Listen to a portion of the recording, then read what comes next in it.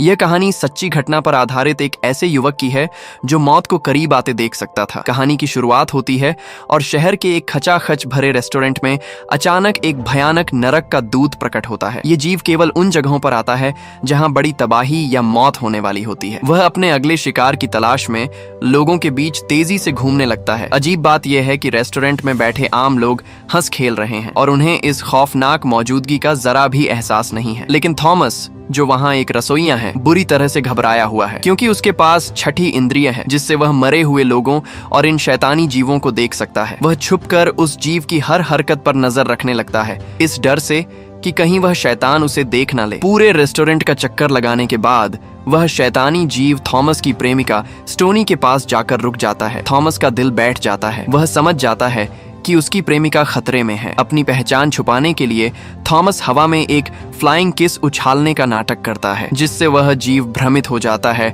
और अस्थायी रूप से स्टोनी का पीछा छोड़ देता है। हालांकि शैतान को थॉमस पर शक हो जाता है। वह थॉमस के चेहरे के बिल्कुल करीब आकर उसे परखने की कोशिश करता है कि क्या यह इंसान उसे देख सकता है। थॉमस का दिल तेजी से धड़क रहा है, लेकिन वह अपनी तीसरी आंख के राज को छुपाने के लिए पत्थर जैसा चेहरा बना लेता है। वह जानता है कि ये जीव सामान्य आत्माओं जैसे नहीं होते। ये अपशकुन और आने वाली मौत की ऊर्जा पर पलते हैं। अगर इन्हें पता चल जाए कि कोई जीवित व्यक्ति इन्हें देख सकता है तो ये उसे बेरहमी से मार डालते हैं। अपनी बेहतरीन अदाकारी के दम पर थॉमस फिलहाल अपनी जान बचा लेता है। जैसे ही स्टोनी टेबल से उठकर जाती है, वह जीव फिर से उसके पीछे लग जाता है। लेकिन तभी रेस्टोरेंट का दरवाजा खुलता है और एक सूट वाला रहस्यमयी आदमी अंदर आता है। उस आदमी के शरीर से मौत की इतनी तीखी गंध आ रही है कि वह शैतानी जीव तुरंत स्टोनी को छोड़ देता है। थॉमस देखता है कि उस एक आदमी के पीछे नरक के दूतों की एक पूरी फौज उमड़ पड़ी है। वे उसे किसी मसीहा की तरह घेरे हुए हैं, मानो उसकी मानसिक बुराई को और बढ़ावा दे रहे हों। थॉमस ने आज से पहले इतने सारे शैतान एक साथ कभी नहीं देखे थे। इसका मतलब साफ था कि शहर में एक बहुत बड़ा कत्लेआम होने वाला है। वह आदमी बेखबर होकर एक दुकान से आइसक्रीम के 2 डिब्बे खरीदता है और मॉल से बाहर निकल जाता है। अजीब बात यह होती है कि मॉल के बाहर निकलते ही वे सारे शैतान अचानक रुक जाते हैं और थॉमस की ओर मुड़कर देखते हैं, जैसे उन्हें आदेश मिला हो। फिर वे अचानक नरक का दरवाजा खोलकर गायब हो जाते हैं। थॉमस अपनी स्कूटर उठाकर उस आदमी का पीछा करता है और शहर के बाहर एक सुनसान घर तक पहुंच जाता है। जब वह आदमी बाहर जाता है तो थॉमस ताला तोड़कर अंदर घुसता है। घर के अंदर का नजारा बेहद डरावना और अस्त व्यस्त है। एशट्रे में 3 अलग अलग ब्रांड की सिगरेटें मिलती हैं, जिससे थॉमस समझ जाता है कि उस आदमी के साथ कुछ और खतरनाक साथी भी शामिल हैं। तभी थॉमस को अपने पीछे बर्फीली ठंड का एहसास होता है। बगल के कमरे से चीखने चिल्लाने की आवाजें आती हैं। वह देखता है कि दरवाजे के हैंडल से हजारों तड़पती हुई आत्माएं कमरे में घुस रही हैं और पूरे कमरे को बर्फ की तरह जमा रही हैं। थॉमस हिम्मत जुटाकर उस जमे हुए दरवाजे को खोलता है, जहां उसे दीवार पर एक चमकता हुआ ब्लैक होल दिखता है। जैसे ही वह उसमें हाथ डालने की कोशिश करता है, काली लपटें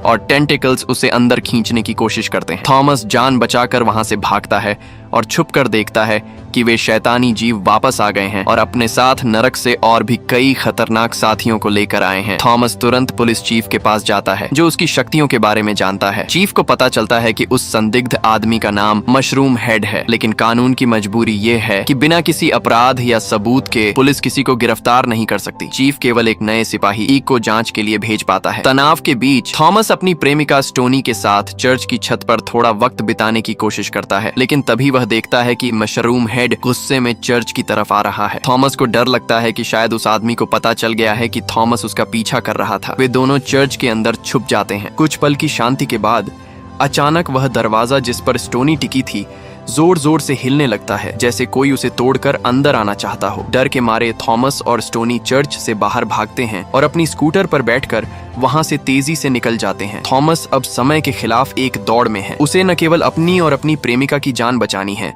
बल्कि उस महाविनाश को भी रोकना है जिसकी योजना मशरूम हेड और नरक की सेना ने बनाई है। थॉमस अपनी जान बचाकर भागते समय पुलिस चीफ को फोन करता है और बताता है कि मशरूम हेड चर्च में उस पर हमला करने की कोशिश कर रहा है। चीफ तुरंत पुलिस बल के साथ चर्च पहुंचते हैं, लेकिन वहां का नजारा देखकर हैरान रह जाते हैं। चर्च का हॉल तहस नहस हो चुका है, फर्नीचर टूटा पड़ा है, लेकिन अजीब बात यह है कि वहां मशरूम हेड का कोई नामो निशान नहीं है। और न ही उसके वहां होने का कोई सबूत मिलता है। तभी सिपाही साइमन थॉमस के पास आता है और कहता है कि चीफ ने उसे मशरूम हेड के बारे में जानकारी जुटाने भेजा है। बातचीत के दौरान थॉमस की प्रेमिका स्टोनी की नजर साइमन के हाथ पर बने एक अजीब टैटू पर पड़ती है। जब वह उसका मतलब पूछती है तो साइमन घबरा जाता है और सवाल को टालते हुए कहता है कि यह बस एक मामूली टैटू है। घर लौटते समय स्टोनी भावुक हो जाती है। वह थॉमस के इन खतरनाक सायों के साथ रहने से डरी हुई है और उसे खोने से घबराती है। तभी पास से एक औरत के चीखने की आवाज आती है। थॉमस देखता है कि 2 खूंखार कुत्ते एक औरत पर हमला कर रहे हैं। इससे पहले कि थॉमस उसे बचा पाता, कुत्ते उसे मार देते हैं। तभी एक गंजा आदमी बंदूक के साथ वहां आता है और कुत्तों को गोली मार देता है। जब पुलिस पहुंचती है तो पता चलता है कि मरने वाली महिला कोई और नहीं बल्कि सिपाही ईक की प्रेमिका थी। थॉमस को याद आता है कि ये वही कुत्ते थे जिन्हें उसने मशरूम हेड के घर पर देखा था। अब पुलिस के पास मशरूम हेड को गिरफ्तार करने का ठोस सबूत था। थॉमस जब अपने घर लौटता है तो उसे फर्श पर एक रिवॉल्वर पड़ी मिलती है। बाथरूम की लाइट जल रही होती है। जब वह अंदर जाकर देखता है तो उसके होश उड़ जाते हैं। बाथटब में मशरूम हेड की लाश पड़ी है। थॉमस को समझ नहीं आता कि अगर मशरूम हेड मर चुका है तो चर्च में उस पर हमला किसने किया। लाश की हालत देखकर लगता है कि वह काफी समय पहले मर चुका था। तब थॉमस को एहसास होता है कि चर्च में उसने जिसे देखा था वह मशरूम हेड नहीं बल्कि उसकी भटकती हुई आत्मा थी। उसे फंसाने की साजिश रची गई है, इसलिए वह पुलिस को बुलाने के बजाय लाश को एक पुरानी जेल में छुपा देता है। सड़कों पर अब नरक के दूतों की तादाद बढ़ गई है, जो इस बात का संकेत है कि बड़ी तबाही होने वाली है। थॉमस पुलिस चीफ के घर मदद के लिए पहुंचता है, लेकिन वहां पहले से ही एम्बुलेंस खड़ी है। चीफ पर हमला हुआ है और वे कोमा में हैं। थॉमस सुराग ढूंढने फिर से मशरूम हेड के घर जाता है। वहां मशरूम हेड की रूह उस पर हमला करती है। आत्माएं वैसे तो चोट नहीं पहुंचा सकती, लेकिन वे चीजों को हिलाकर हमला कर सकती हैं। किसी तरह बचकर थॉमस वापस जेल जाता है और लाश की जांच करता है। उसे मशरूम हेड के सीने पर वही टैटू मिलता है जो सिपाही साइमन के हाथ पर था। ये टैटू अंधेरे के पुत्रों का था, एक ऐसा कट्टरपंथी समूह जो विनाश की पूजा करता है। थॉमस को समझ आ जाता है कि हमला किसी भीड़ भाड़ वाली जगह पर होगा। वह मॉल की तरफ भागता है क्योंकि स्टोनी भी वहीं काम करती है। मॉल के पीछे उसे साइमन की पुलिस गाड़ी मिलती है। अंदर जाकर वह देखता है कि सारे सुरक्षा गार्ड मारे जा चुके हैं। एक नकाबपोश आदमी उस पर हमला करता है